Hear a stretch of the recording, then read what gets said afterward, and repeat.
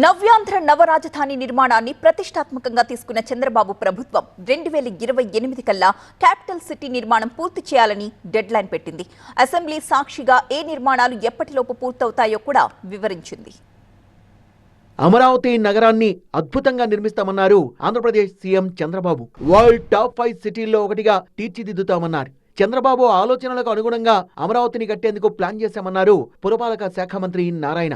Amaravati government complex లో ఇళ్లు, భవన నిర్మాణాలు, ట్రంక్ ఇన్ఫ్రాస్ట్రక్చర్ అభివృద్ధి కోసం 64,721 కోట్ల రూపాయలు ఖర్చవుతున్నాయన్న నారాయణ అభివృద్ధి చేసిన ప్లాట్లను 3 ఏళ్లలో రైతులకు అప్పగిస్తామన్నారు. రాజధాని కోసం ఏ బ్యాంకు నుంచి ఎంత రుణం తీసుకుంటున్నామన్న విషయాల్ని అసెంబ్లీలో వెల్లడించారు మంత్రి.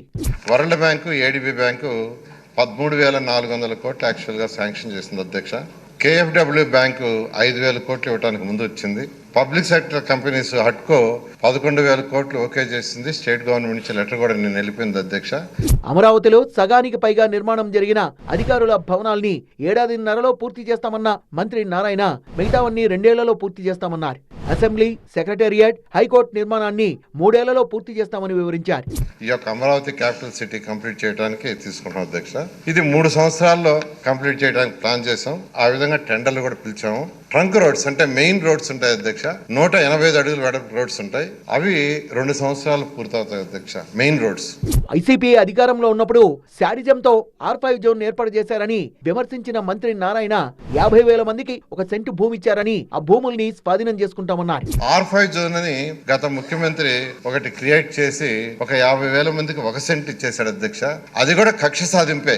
ఎందుకంటే వరల్డ్ టాప్ 5 సిటీస్ లో ఒక సిటీ కావాలని ఆ రోజు ముఖ్యమంత్రి గారు దీన్ని ప్లాన్ చేస్తే అలా ఉండకూడదని ఒక శాడిజంతో R5 జోన్ చేశారు. వాళ్ళకు కూడా ఆల్టర్నేట్ ఇచ్చి ఆ ల్యాండ్ని కూడా తీసుకునేదానికి చేస్తున్నారు అధ్యక్ష. 2028 కల్లా అమరావతి రాజధాని రెడీ అవుతుందని తెలిపింది కూటమి సర్కార్.